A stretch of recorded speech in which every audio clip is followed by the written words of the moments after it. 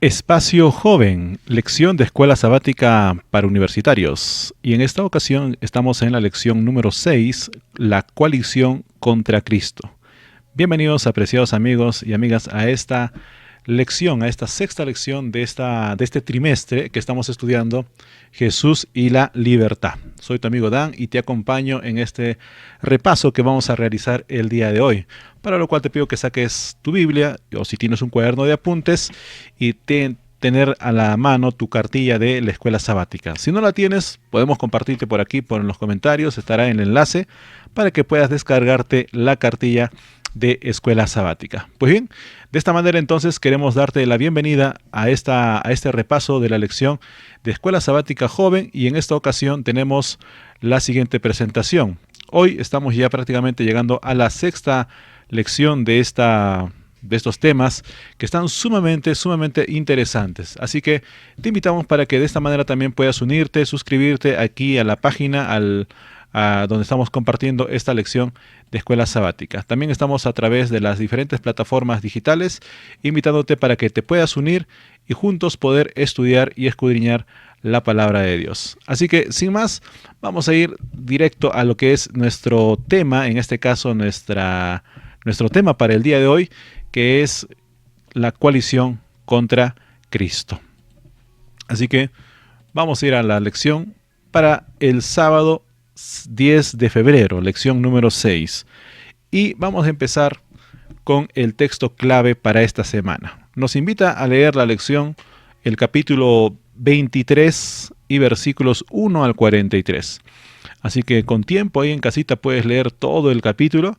Sin embargo, vamos a leer aquí en este repaso de la lección los primeros 5 versículos. Así que presta atención a lo que tenemos ahora para poder compartir en esta ocasión. Dice la palabra de Dios, Lucas capítulo 23, versículos 1 en adelante. Así que la asamblea en pleno se levantó y lo llevaron a Pilato. Y comenzaron la acusación con estas palabras: hemos descubierto a este hombre agitando a nuestra nación. Se opone al pago de impuestos al emperador y afirma que él es el Cristo, un rey. Versículo 3. Así que Pilato le preguntó a Jesús: ¿eres tú el rey de los judíos? Tú mismo lo dices, respondió Jesús. Entonces Pilato declaró a los jefes de los sacerdotes y a la multitud: no encuentro que este hombre sea culpable de nada. Interesante respuesta, ¿verdad? Así que vemos por aquí que Pilato no encontró nada malo en Jesús. Y el versículo 5 es interesante. Pero ellos insistían con sus enseñanzas. Agita al pueblo por todo Judea. Comenzó en Galilea y ha llegado hasta aquí. Eso era la acusación que estos hombres tenían para con Jesús. Pues bien, como todo su trama se cayó al suelo porque no tenían argumentos, pues bien, en esta ocasión, apreciado amigo, la lucha por la libertad no siempre avanzó por un camino recto. Aún los mejores avances hacia una libertad centrada en Cristo se vieron a menudo comprometidos por la presión política y los prejuicios personales. Muchos líderes protestantes que se liberaron de la autoridad opresora de Roma desarrollaron sus propias políticas duras hacia los disidentes, convirtiéndose ellos mismos en sus opresores. En sus primeros escritos, por ejemplo, Martín Lutero concebía la Iglesia como un grupo voluntario de creyentes y se sentía sumamente perturbado por las personas que querían aterrorizar a las iglesias católicas y eliminar por las fuerzas a sus ídolos. Sin embargo, cuando algunos príncipes alemanes transfirieron el apoyo estatal del catolicismo romano al luteranismo, Lutero abrazó el poder del Estado y lo utilizó para hacer frente a las amenazas percibidas, como fue el caso con los anabaptistas. Aunque tenía mucho en común con ese grupo de creyentes, los consideraba sediciosos y blasfemos, y Lutero creía que debían ser desterrados de Alemania o condenados a muerte. Es por eso que muchos anabaptistas murieron a manos de luteranos y católicos en los años siguientes. Por eso es que los anabaptistas siempre han creído que la fe solo puede ser voluntaria, Por esta razón se mantuvieron firmes en el bautismo de adultos y no de niños, la libertad de conciencia, y también los anabaptistas creían en la separación de la Iglesia y el Estado. Enseñanzas comunes hoy en día, pero bastante radicales en su época. Así que hoy en día debemos examinar nuestra vida para evitar cualquier incoherencia o contradicción que pueda desacreditar nuestro mensaje. Amigo y amiga, esta lección de esta semana hablaremos de la crueldad que sufrió Jesús a manos de la Iglesia, Estado, y de cómo sus seguidores pueden evitar los métodos que llevaron a su Salvador a la muerte. Y es por eso que vamos a pasar a la siguiente sección de la escuela sabática, que es el asimila la Iglesia y el Estado unidos contra Cristo. Es interesante que la lección de esta semana toma acerca de la historia de la cruz, y las pruebas que le precedieron revelan no solo el amor de Jesús, sino el sacrificio y la entrega misma de Jesús, sino también las tácticas que el enemigo emplea contra quienes defienden a Cristo. Jesús dijo en su momento a sus discípulos lo que él tendría que soportar antes de que comenzaran sus pruebas, para que supieran qué esperar al enfrentar sus propias persecuciones. Hoy los cristianos también deben estudiar la muerte de Cristo para comprender las estrategias de Satanás, ya que el acontecimiento histórico es un indicador de lo que nosotros podemos experimentar algún día. El enemigo de Jesús comenzó con 3 acusaciones. Estos enemigos de Jesús ante Pilato le presentaron 3 acusaciones. Primero, decían que Jesús pervertía a la nación. Segundo, prohibía a sus seguidores pagar impuestos a Roma. Y la tercera acusación era que afirmaba ser el Mesías, o sea, el Rey. Las 2 primeras obviamente eran falsas. La tercera era cierta, la que decía que Jesús era el Mesías. Las 3 tenían que ver con la política, o sea, estas 3 acusaciones tenían un enfoque político. Por eso es que lo llevaron ante Pilato. Pilato era un gobernador en ese entonces. Tenían que acusar a Jesús como un delincuente político para asegurarse la condena de la autoridad civil. Pilato, el gobernador romano que presidía en ese momento Judea, creyó que Jesús era inocente desde el principio. Pilato se percató de los falsos motivos de las acusaciones de los judíos y percibió sus motivaciones envidiosas. Así que deseaba que otro se hiciera cargo de este caso en particular, pero al final no pudo eludir su responsabilidad, porque en un momento lo traslada a otro gobernador, y este otro gobernador lo regresa para Pilato. Así que no quería juzgar asuntos religiosos, porque Pilato sabía que en el fondo era un problema religioso. Sin embargo, los acusadores hicieron que este sea un pleito político. Pero los judíos no tenían autoridad legal para matar a Jesús sin el consentimiento de Roma, y por eso insistieron tanto. Por eso es que constantemente molestaron en este caso a Pilato, luego a Herodes y luego nuevamente a Pilato en su segunda oportunidad que tenía Pilato para liberar a Jesús. Sin embargo, no lo fue así. Por eso es que Pilato tenía miedo de ir en contra de las exigencias de la multitud y perder el favor de los líderes religiosos. También a Pilato le preocupaba su propia posición ante Roma, porque los judíos amenazaban con acusarlo oficialmente de sedición. Al sopesar las consecuencias, Pilato finalmente tuvo que ceder a sus demandas. Eligió sacrificar su integridad en aras de la popularidad y la posición. Pilato sabía que esta situación comprometía la línea entre la Iglesia y el Estado. Si hay alguien que tuvo que ver así de cerca la línea divisoria entre la línea y el Estado, la Iglesia y el Estado, era Pilato. Si Pilato hubiera respetado las esferas entre la Iglesia y el Estado, no podría haber dado su aprobación a la muerte de Jesús. Así que las partes involucradas expusieron plenamente su propia hipocresía cuando pidieron que liberara a Barrabás en lugar de Jesús. Barrabás era un asesino confeso, era un asesino conocido por incitar a la rebelión. Lo mismo de lo que habían acusado a Jesús. Sin embargo, tú conoces la historia, Barrabás sí era consciente de lo que había hecho. Sin embargo, la turba, ¿no?, hizo todo lo posible para dejar en libertad a Barrabás y en este caso condenar a muerte a Jesús. Miles de años de historia de la Iglesia han demostrado que las persecuciones más intensas siguen el mismo patrón de fusión entre la Iglesia y el Estado. En pocas palabras, Pilato aceptó que el Estado fuera el brazo perseguidor del poder religioso cuando consintió la ejecución de Cristo. La unión de estas dos esferas aseguró la sentencia de muerte de nuestro Salvador, y sabemos que el patrón se volverá a repetir una vez más en los últimos días de esta tierra.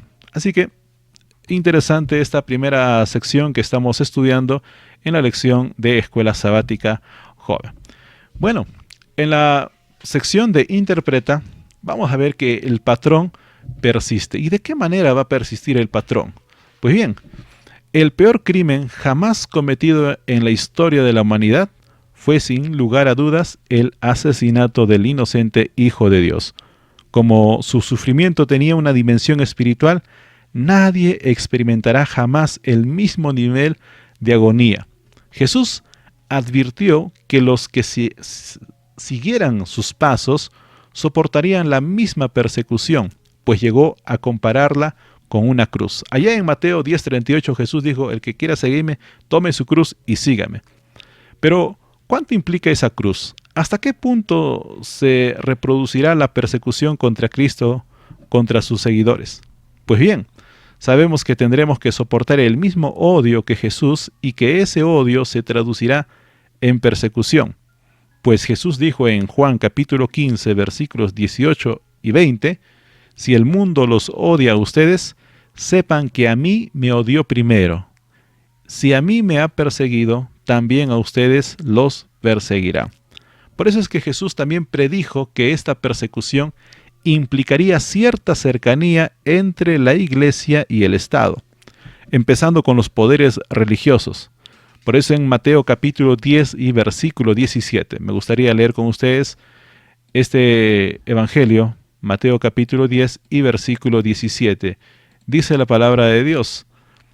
Vamos a colocar en pantalla para que ustedes puedan, para que juntos podamos leer. Dice: tengan cuidado con la gente, los entregarán a los tribunales y los azotarán en las sinagogas. Entonces, estas chispas de persecución se convertirán en un infierno una vez que la Iglesia consiguiera armar el poder del Estado. Por eso, en el versículo 18 de este mismo libro de Mateo, leemos lo siguiente: por mi causa los llevarán ante gobernadores y reyes para dar testimonios a ellos y a los gentiles. Así que, de esa manera, tal como lo había anticipado, las primeras persecuciones del libro de los Hechos comenzaron con la oposición de los líderes religiosos. Al principio se basaban en ataques verbales y ejercían solo un pequeño grado de violencia, pero a medida que la oposición se intensificaba, la violencia aumentaba. Los líderes religiosos arrestaron y encarcelaron a los creyentes. Ahí en el libro de Hechos capítulo 8, versículo 3 se puede evidenciar. Y al poco tiempo aprovecharon el poder del rey favorito de Roma para imponer sus puntos de vista y ejecutar a los infractores. El libro de Hechos sigue relatando episodios de violencia que ocurrían allí donde los judíos conseguían el apoyo de los gobernantes locales. Y cuando termina, los líderes religiosos habían conseguido suficiente apoyo del imperio para mantener encarcelado a Pablo en Roma, el misionero más destacado de la Iglesia. En el libro del Apocalipsis, que es el último libro de la Biblia, también se transmite advertencias gráficas de que el poder perseguidor más poderoso de la historia del mundo será una entidad que fusiona la Iglesia y el Estado. Esta organización, que será culpable por la muerte de la mayor cantidad de mártires cristianos, se representa como una mujer que cabalga sobre una bestia. allá en Apocalipsis capítulo 17 y versículo 1 al 6. ¿Qué les parece si vamos a la Biblia y en esta ocasión leemos el capítulo 17 y versículos 1 al 6, en la que el apóstol Juan detalla de una manera espléndida lo que va a ocurrir? Dice la palabra de Dios: uno de los 7 ángeles que tenían las 7 copas se me acercó y me dijo: ven y te mostraré el castigo de la gran prostituta que está sentado sobre muchas aguas. Dice el versículo 2: con ella cometieron adulterio los reyes de la tierra, y los habitantes de la tierra se embriagaron con el vino de su inmoralidad. Cuando dice en Apocalipsis los reyes de la tierra, se refiere a los gobernantes, a los presidentes, a los reyes. Luego el ángel me llevó en espíritu a un desierto. Allí vi una mujer montada en una bestia escarlata. La bestia estaba cubierta de nombres blasfemos contra Dios y tenía 7 cabezas y 10 cuernos. La mujer estaba vestida de púrpura y escarlata y adornada con oro, piedras preciosas y perlas. Tenía en la mano una copa de oro llena de abominaciones y de la inmundicia de sus adulterios. En la frente llevaba escrito un nombre misterioso: la Gran Babilonia, madre de las prostitutas y de las abominables idolatrías de la tierra. Vi que la mujer se había emborrachado con la sangre de los santos y de los mártires de Jesús. Al verla quedé sumamente asombrado. Entonces el ángel me dijo: ¿por qué te asombras? Yo te explicaré el misterio de esa mujer y de la bestia de 7 cabezas y 10 cuernos en la que va montada. Y el versículo 7 pues cierra de esta manera, y el ángel va a comenzar a explicarle, en este caso al apóstol Juan, de quién se trata, de quién es esta mujer que va a perseguir. Pues bien, en esta sección entonces estamos viendo de qué manera el enemigo de Dios utilizará a un poder político religioso para perseguir a los fieles. Esto es importante.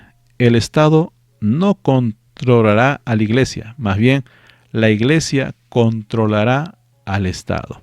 Así como vemos, se la representa cabalgando sobre la bestia y no viceversamente, ¿no? La mujer que representa en el lenguaje simbólico de profecías, la mujer representa a la iglesia.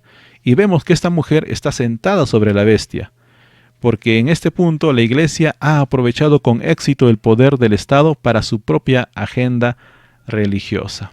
Así que prestar atención a lo que se vendrá más adelante.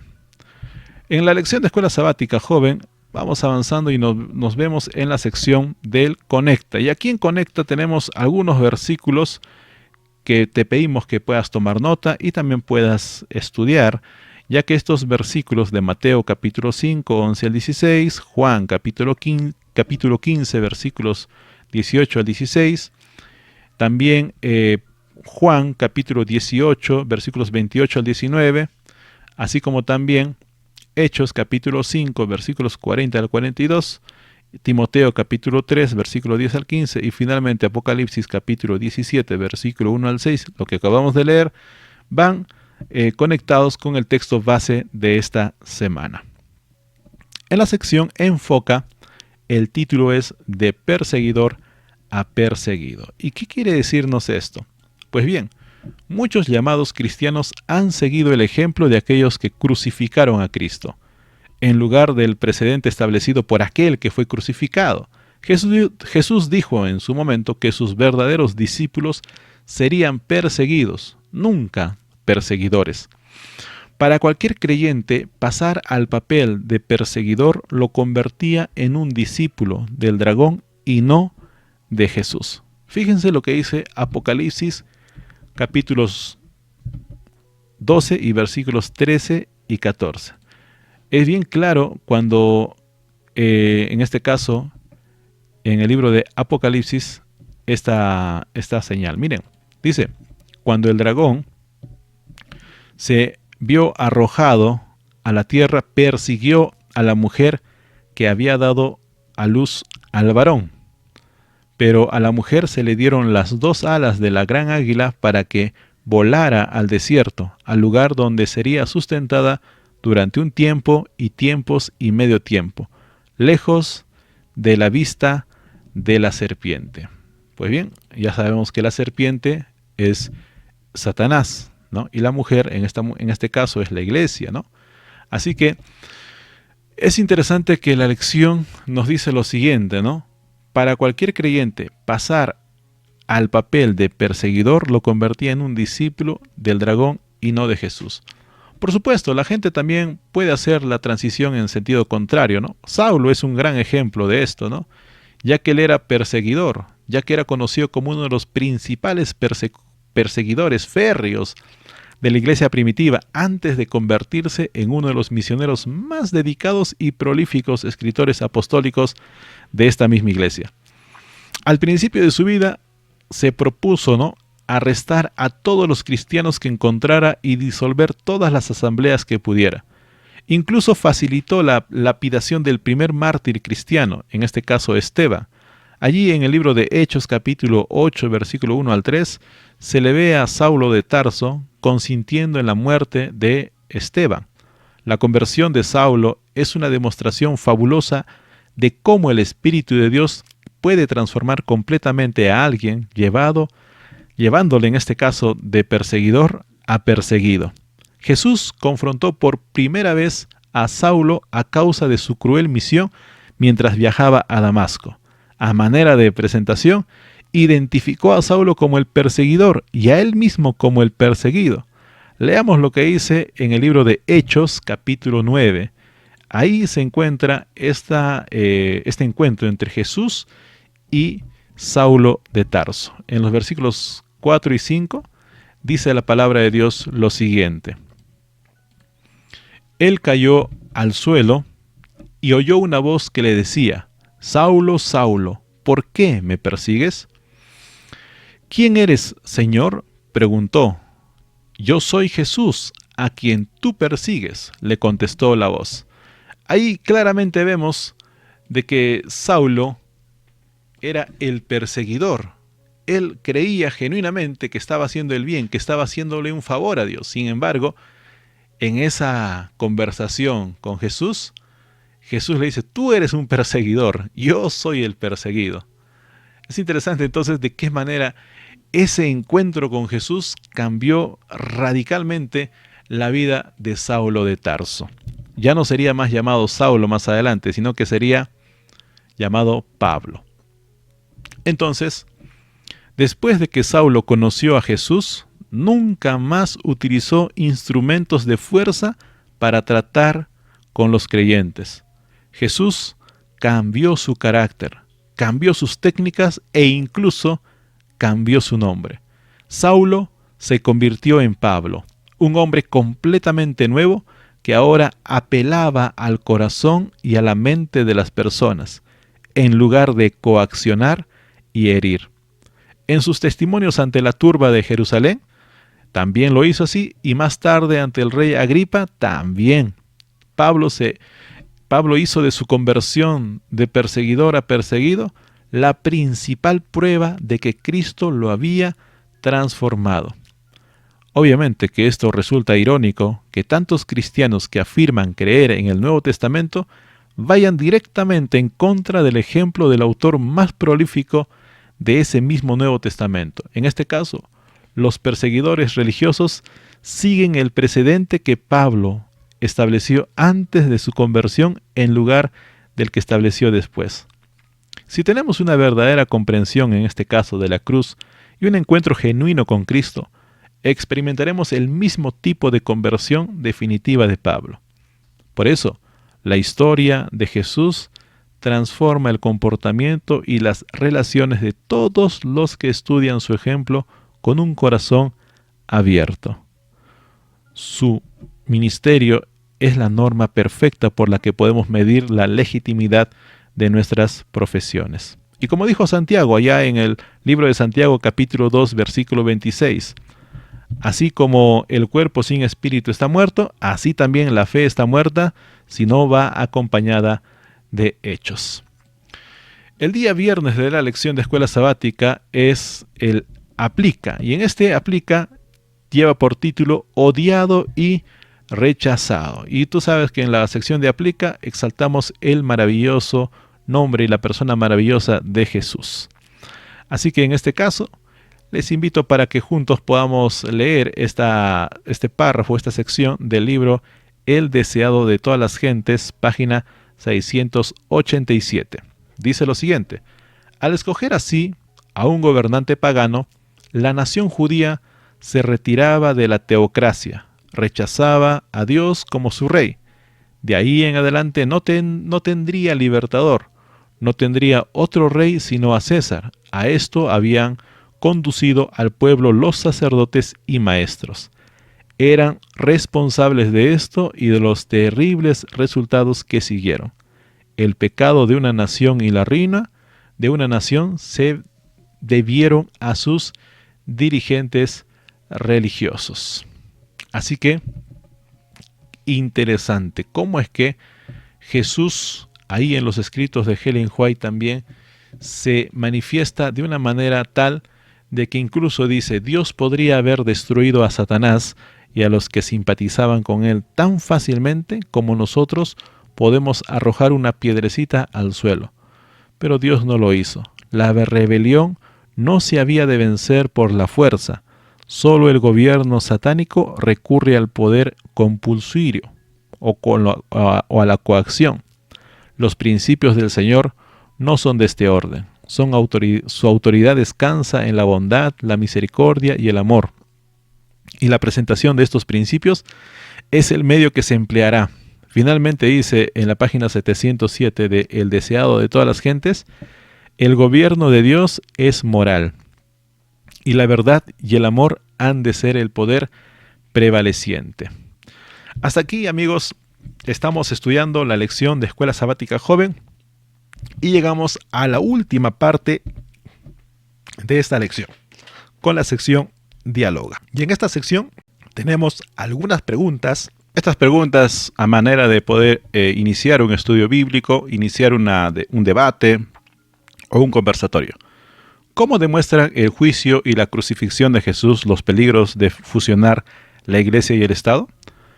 Otra pregunta: ¿cuáles son algunos de los peligros de fusionar la Iglesia y el Estado que no se menciona en esta lección? Otra pregunta que tenemos es: ¿por qué crees que los cristianos son tan propensos a convertirnos en opresores a pesar de haber tenido que luchar contra tantas situaciones de opresión? ¿Cómo puede este estudio de los acontecimientos que condujeron a la muerte de Jesús prepararnos para los desafíos y la persecución venideros? Así que, apreciados amigos, les invitamos a que puedan responder a estas preguntas y de esa manera pues enriquecer el estudio de esta lección número 6. Hasta aquí hemos entonces repasado, hemos visto algunos puntos importantes y para poder ir terminando y cerrando esta lección de esta semana. Así que, así como Jesús cuidó de su pueblo en su momento, ahí en el libro de Hechos vemos cómo es que la iglesia primitiva crece de una manera exponencial, pero también ha sido duramente perseguida. En los tiempos finales también ocurrirá lo mismo. Para ello tenemos que estar preparados y constantemente acudir y leer esta hermosa carta de amor que es la palabra de Dios. Es mi deseo y en esta ocasión te invito para que también tomes una decisión valiente, una decisión por Jesús. Que el Señor te acompañe. Nos reencontramos en un estudio de la siguiente lección de Escuela Sabática que está sumamente especial. Así que, amigos, nos vemos entonces la próxima semana y como siempre decimos por aquí, más buscad primeramente el reino de Dios y su justicia y todas las demás cosas os serán añadidas. Que el Señor te bendiga, una feliz semana